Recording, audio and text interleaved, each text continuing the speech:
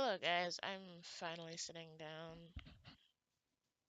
and making another talk-based video. Bear's gonna be on PA hiatus for a while as he needs a break, so you may see a few more of these, or maybe not. They're a bit harder for me to make. A lot of the topics I choose I get a bit passionate about, for one reason or another, and it can be pretty draining. But enough of that. Let's get on to the topic at hand, which is service dog ID cards, or more specifically in this case, an association issued quote-unquote ID card. So something the community I've noticed is largely against is the scam ID cards offered by, well, scam registries. This is mostly a issue in the US because American handlers do not generally have the option to register with an official registry. Some towns, counties, and states may have local-based optional registries. Uh, I'm not entirely sure what places these are, as it doesn't matter that much to me, but if you know, feel free to let me know in the comments. Anyway, the point is there's no official national registry in the US, so you can almost always safely assume that unless it's offered by your local government, so it ends in .gov, you can, it's probably fake, and it's probably a scam. Some of the most popular ones are sites like USA Service Dog Registry, United States Service Dog Registry, and the Apple of the Community's Eye, the official official Service Dog Registry. Yeah, just to name a few. Not all sites have this, but the biggest telltale that something is, pardon my language, utter BS, is when you scroll down to the bottom of the site and it says something along the lines of Copyright Example Registry, all rights reserved. The Example Registry is an independent organization providing service dogs, emotional support dogs, and therapy dog registration and products, and is not affiliated with the ADA or any government agency. So the keywords there are not affiliated with the ADA or any government agency, basically saying that we're not actually official, so there's no point in registering with us. These registries have no sway or credibility in court. Courts are going to be looking at this behavior history of your training, medical paperwork trail, and the ability to complete tasks. Presenting documentation from any of these registries will be laughed off. However, the problem the community has with these registers is the access issue it gives the handlers who choose not to waste their money on these scams. If even one handler, fake or not, presents their ID to an uneducated business, this business may then assume that any handler must have these types of IDs, and deny access or hassle handlers who they know don't have these IDs. So, too long didn't read. These fake IDs create more issues than they solve. It might give one handler a free pass, but the other after them without an ID is a disaster, to put it lightly. So, if you can't tell, I'm totally against IDs with good reason, but I'm finding myself kind of at the end of the community's barrel, so to speak, because I recently stood up for someone with an ID. I'm kind of here today to explain why I feel this type of ID is excusable. If you look on the screen here, I'm going to read it out too. You'll see this little ID. So it states the dog's name, the handler's name, their city, and at the very bottom, the association they work with that issued the ID.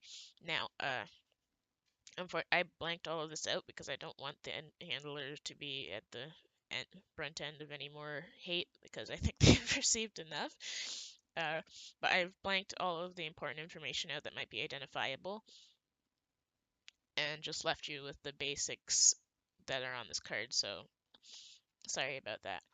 But on the back, you'll see a super brief summary of the ADA, FAA, and DOT, along with the ADA's number. To me, there's a difference between what you see here and a fake ID. Why? First, let me show you some fake registry cards. They will be on your screen, or I'm going to read them out quick. So, adaregistry.com is up in the top left corner. Assistance Dogs of America, official service dog, up across the top. And then it has the name of the dog, the breed of the dog, and state it was registered in, and then registration number, OSDR, and then just, this is an example card, so it's just zeros. American flag up there, issue date, and then a smartphone scan bar. And then at the very bottom it says public access and entry requested, along with some braille, I think, if you are unable to see. Uh, and then I have a second example up here. It says it's all the same except for it says therapy support dog. Has the name of the dog, Shih Tzu, breed of the dog. That's the name of the dog, isn't Shih Tzu. It's the name of the dog is actually Caleb, but that was the breed of the dog. I kind of went out of order there, sorry. State registered, registration number, blah, blah, blah. And at the very bottom, once again, it says public access and entry requested. So, slightly off topic, but please take note of the fact they're trying to say therapy dogs get public access. Oh my god.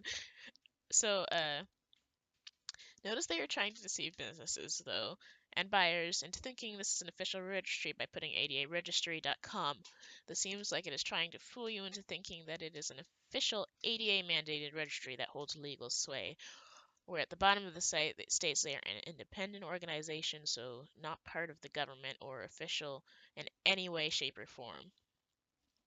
Second, there is no ADA info. They will not show you the back of the cards, and there is no ADA call number. So this card is literally meant to deceive and fool business owners into thinking because the dog is officially registered, it can have any kind of access it wants, and B, all service dogs must be registered and papered with this organization. Being an official service dog has nothing to do with being registered to this organization in reality. Anyway, many handlers carry some form of ID on them in the event they are separated from their dog. This ID states who the animal is working with, and that covers the front of this association issued ID.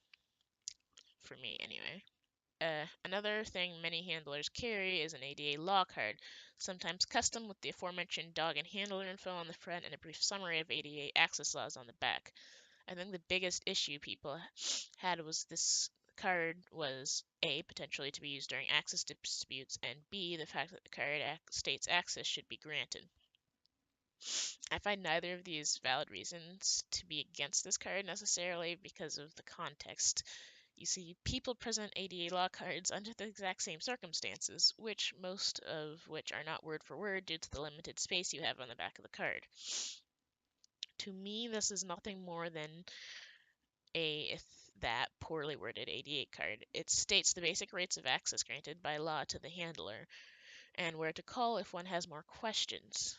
This card is not stating the dog is registered with anything other than the association training it, which scam registries do not offer. The card is not stating that the access must be granted on the basis that A, the dog is a registered service dog, and B, the handler has this card, which is official, so access must be granted.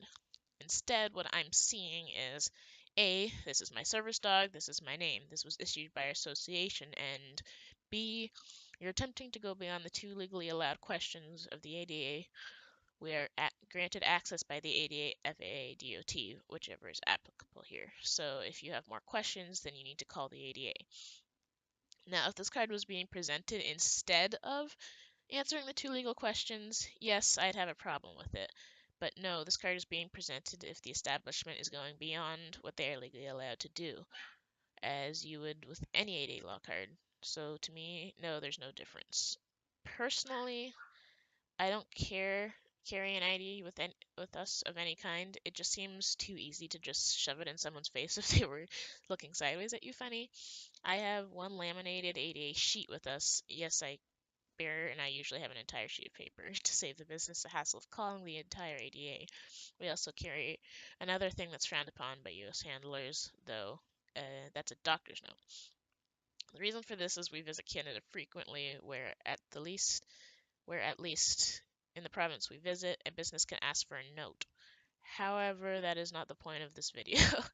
I just kind of wanted to explain why there is a difference between fake registration IDs and an ID like the one pictured / mentioned.